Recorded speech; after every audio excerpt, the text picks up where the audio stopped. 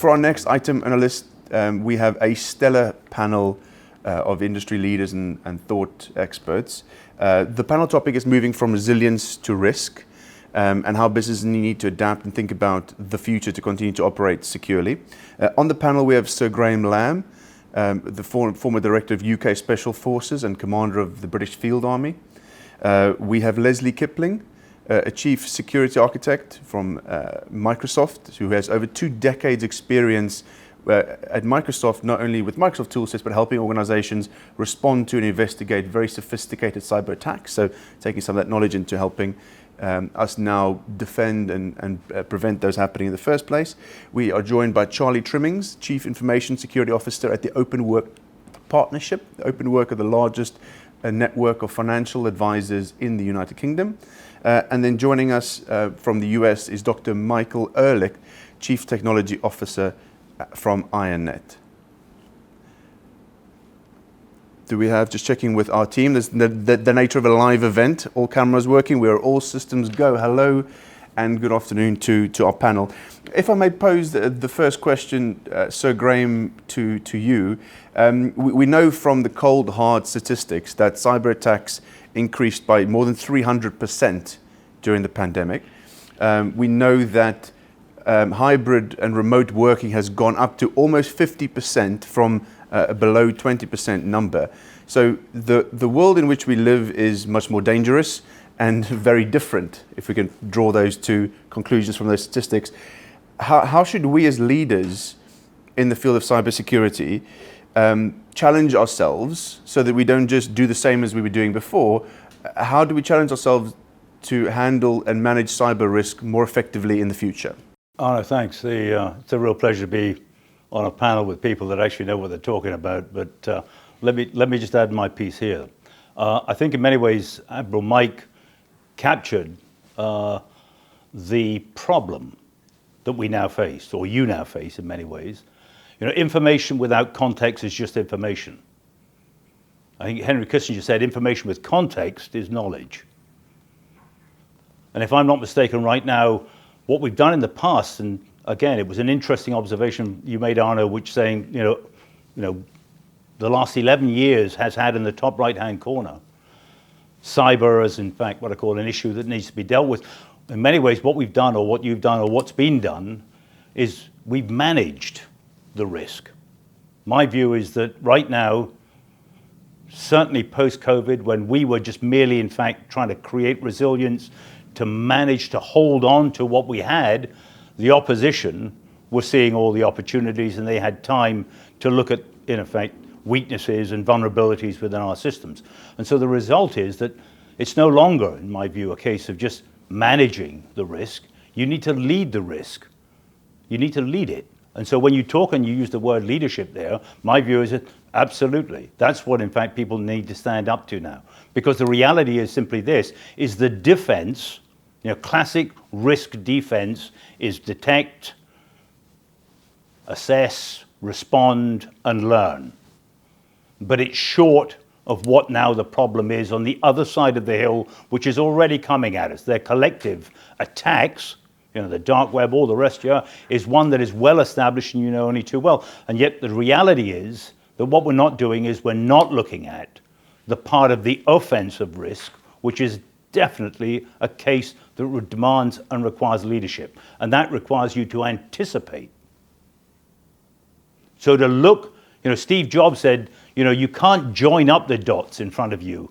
But if I'm not mistaken right now, in a world in flux, you can probably see them. And so it requires you to therefore anticipate, to be able to then put together, in effect, a response which allows you to analyze and therefore, in fact, take yourself from a back foot and just merely a team of goalkeepers and put yourself onto a front foot. And if you don't, my view is that bad things are coming. Thank you very much for that insight, Sir Graeme. Charlie, if I may come to you next, thank you very much for joining us today and indeed for giving us the view from inside an enterprise and how businesses and boardrooms are thinking about cyber risk at the moment.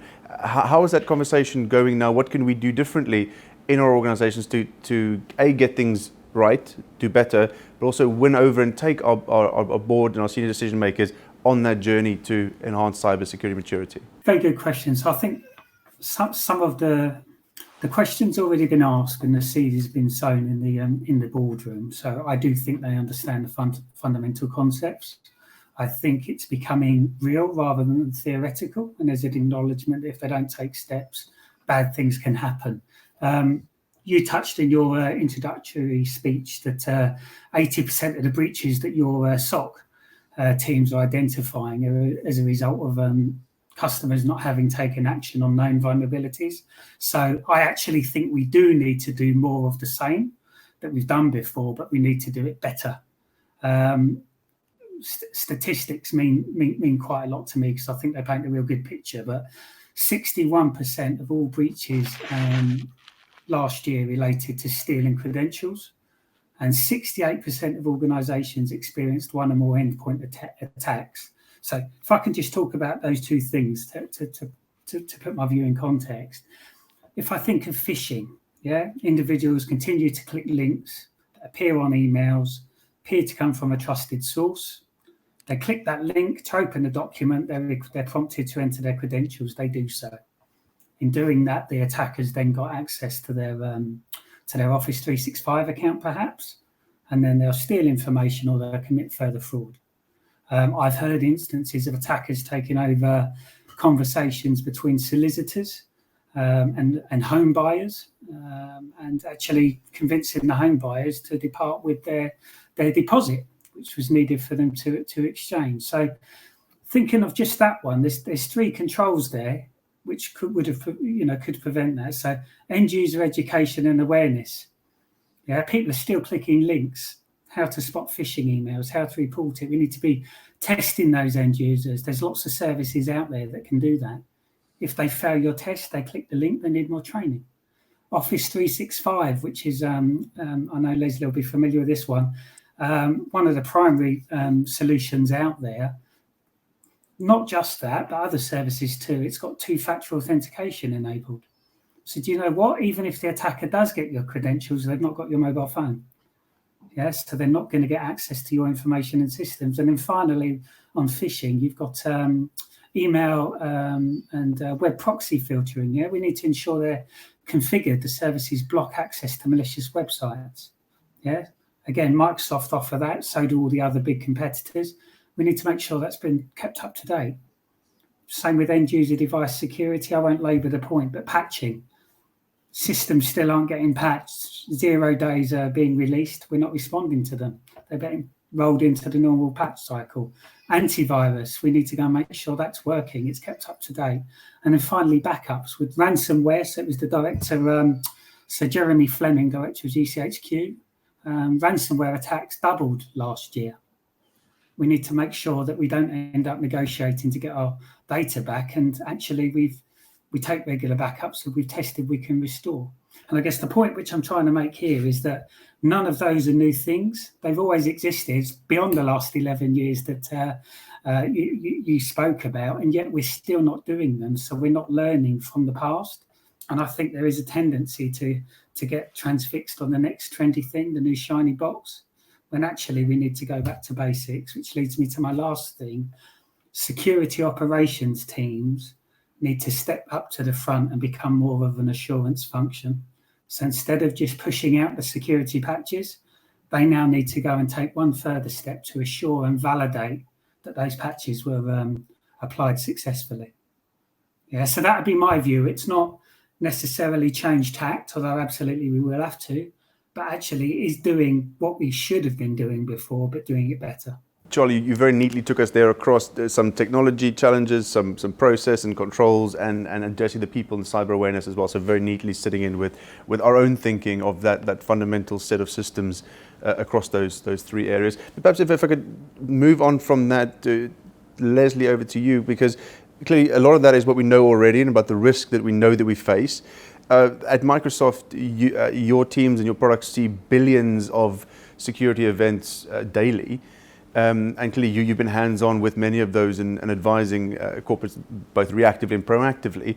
But how can we take what we know about the past, what we see right now, and integrate that into what we think for the future to have a more intelligent, integrated approach to cyber risks management? I feel like you're leading the witness there. Thank you, Arno. So I will say, I've been doing incident response for a really long time. I can't really say that attackers are doing massively different things than they did back in 2001. But of course, to the point that's been made is the fact that any technology benefits defenders and attackers, right? But I will say it's not all doom and gloom, right? So if we take the problems, what we see in what we've seen over the past, and be able to extrapolate it to what we see in the future, one of the key things I think that has changed over the years is the fact that we can now use the power of the cloud to give us the scalability, to give us that always connected, but also always, checking to see what our stance is. To Charlie's point about doing things like patching, why do we wait until we have an incident to know that that this has been a problem? We already know that the patch hasn't been applied to the machine in question, so let's just do continuous assessment to make sure that our security hygiene is at its basic level. But I will say, the great things for me, I think, are, to the points also that have been made to say, we are under resourced maybe for security operations teams and for defenders. We say that we've got millions of people shortage, I think, going through the 2022s. So we know that this is a problem. So what we really want to try and do is take that platform of signals, so thinking about how the digital estate has actually grown so much, be able to do an end-to-end visibility across all of those digital assets, but then use things like technology, because it's not all about technology, I know, for Microsoft, but there are other things that are in play there. But using technology such as machine learning to be able to amplify human intelligence, to be able to say, it's not just about the tech, but boy, can the tech help you if it's on a platform that you can actually get to see that end-to-end signal and do something quickly about it. So I think that's key to the landscape today. Thank you very much, Liz. Very helpful then. And clearly, as we say, technology is part of the problem, so it is part of the solution, albeit not the silver bullet, I think, as we all openly acknowledge. But Dr. Michael, if I may ask you, clearly at IronNet, you and the team are leading the field in some of the most advanced technology solutions to help detect attacks, very sophisticated attackers. And by the nature of that, you're also at the cutting edge of sophisticated attacks being used against on our nation states and against our corporates. Are there any technologies or types of attack that you're particularly worried about, that you're seeing increasing, or that perhaps the audience may not have heard of but should be aware of? Yeah, thanks for the question, Arno. There's a couple things I would say. I've led a charmed life. I spent 18 years working for 3 different intelligence agencies in the U.S. About 15 years of those on the offensive side, building and deploying offensive capabilities. And so I fully believe, what Charlie talked about, the basics are the basics. You have to get them done and you have to do them well. That's why they're called the basics, right? I also agree with Leslie in that there are new technologies. There's machine learning, artificial intelligence that are bringing new tools to bear against these very, very well-funded, very creative adversaries. And even though I am in a fabulous technology company, I still believe that all of these tools, these new tools that we bring to bear, help level the playing ground with the adversary, right? They make us competitive with the adversary. But the true way we are going to win is by collaborating and working together as a global economy, as humanity. Chris Inglis, the U.S. White House cyber guy, said recently, he said, collaboration isn't something that machines do. Collaboration is what people do. And when I look out and I see when folks talk about, oh yeah, we share data, I'm a member of an ISAC, or I'm a member of this, we still don't share data the way we should. We still don't share response actions the way we should. We still don't share personnel and knowledge the way we should. just like General Graeme said, right? Information without context is just information. We need knowledge. And so I think the way we do that, as you mentioned in your, in your intro to the panel, Arno, the bad guys are coming and working together.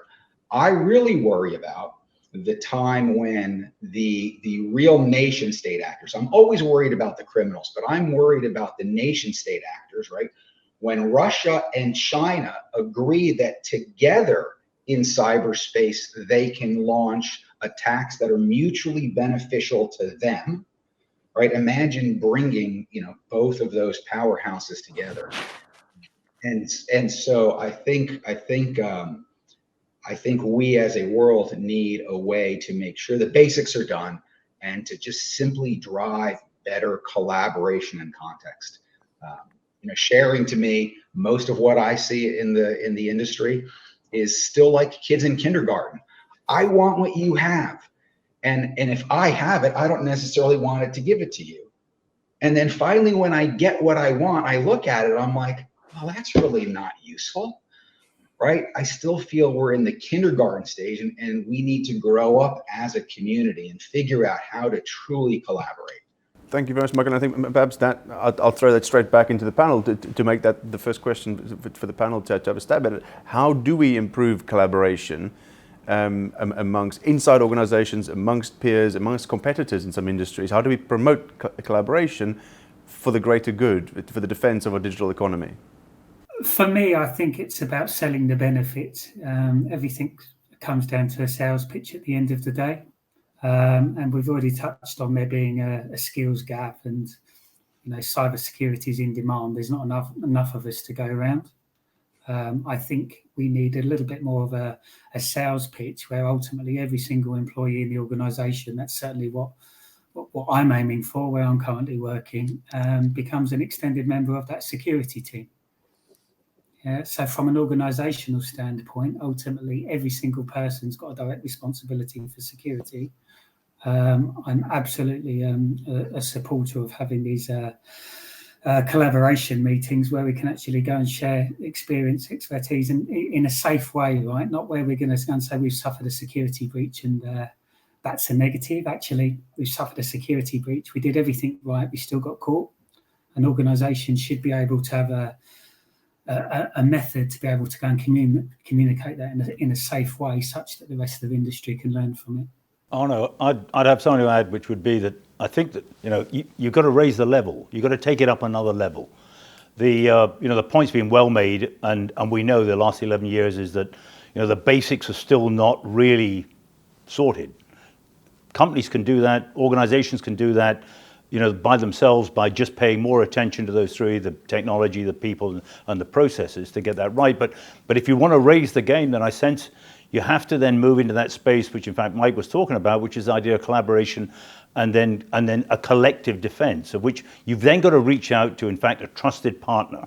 Somebody, now whether it's ITC or whatever the case may be, somebody whose business it is to in fact look at this from both the offense as well as in fact what I call the defense, to be able to anticipate, which is Leslie's world, which is looking over the other side of the hill to figure out what's coming through, and then to work with that. And then the third part, which is, as Charlie's quite rightly identified, is only then to begin to in fact build a trust and relationship amongst people to therefore in fact bottom out what I call, you might say, a collective way forward. Over. Thank you very much, Sir Graeme. We have questions from the audience, if I may. The questions from Dominic Wilson at the Government of Jersey, and the question is to the panel.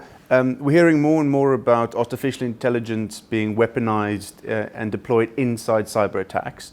How should we think about that when trying to defend? Is AI defense the answer to AI artificial intelligence attack, or how should we be thinking about it, and how real is that threat really to our organizations and our nations?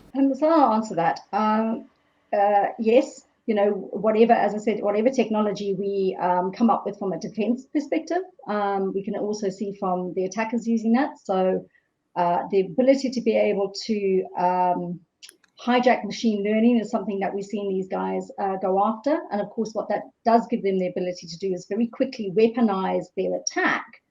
I will say, though, that I think at the moment, it's a nascent stage for attackers to be able to use. I feel like with the focus on data science and potentially the ability to be able to look at very big sets of data, and that gives us the differentiation as well, the variety of the data also.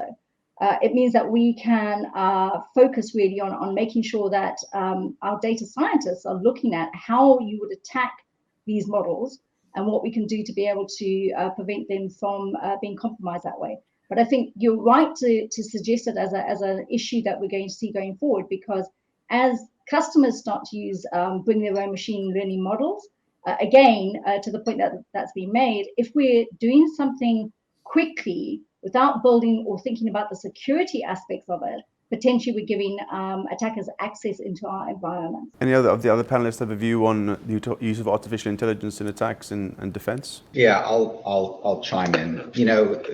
The reason that anyone, whether you're the offense or the defense, goes to using AI is so that you can increase the scalability and the effectiveness of what you do, right?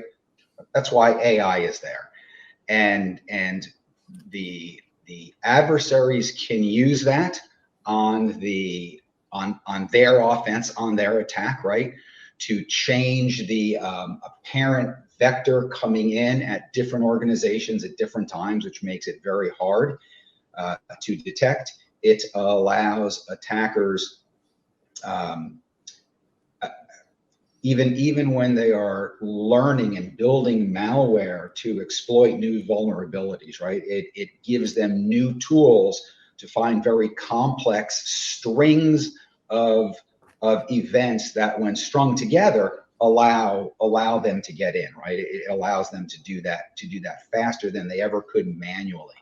On the other hand, the defenders absolutely can use it, right? When the offenders are coming at you with 17 different tools in 18 different ways, you need AI behind your detections to be able to correlate that, even if the attack infrastructure is different, right? Even if the malware hashes are different, right? All the signatures are different. We still need to be able to use AI to be able to correlate what are apparently dissimilar events, right? And attribute them to the same threat actor so that we can see the full scope of an attack. And I think we're getting there. Excellent. They're very exciting there. Thank you very much. And so if you bring together this advances in technology, artificial intelligence being one of them, what is the panel's view on how we should be thinking about protecting our cybersecurity? Should we stay in the current state where we are reactive to attacks hitting us and what's coming at us? Or is there potential to begin to get ahead, to be able to predict even perhaps of a likely attack or a new scam against our organization? Can we move from being reactive to proactive, or is that still a step too far? Open to the panel. You can look at trends. If you go and think of vulnerabilities, they all start as quite technical and behind closed doors, and then within a short period of time, they're available to purchase on the dark web. So I think we need to take threat intelligence through whatever sources you can get it, and there's many out there, some private, some open. And I think we need to monitor those. I do think it's certainly for medium and smaller size organizations, it's something that's relatively immature and is growing. But ultimately, absolutely, I would take it back to what are we seeing as a theoretical concept. As soon as you go and see instances of it actually being proved, yes, it's possible. You should already be starting preparing to be able to go and counter those threats, because ultimately it will end up as a toolkit and available for sale, and everyone will be having a go. Be my take on that. Oh no, I'd add a view which says, if you go back to that sort of, the basic sort of analogy of how you manage risk, which is, detect, assess, respond, and learn, the weakest link of that has been to date, in my view, is learn. What we tend to do is we tend to detect, assess, and respond, and then we go through that loop. So the learning part is really important. Actually, with the advent of NLP, AI, machine learning, and the like, you now have to learn at machine speed. So the truth of the matter is, unless we bring in the tools, and I think Leslie said, the answer is, there's a lot to be hopeful about here. There's a lot to be optimistic rather than pessimistic about this.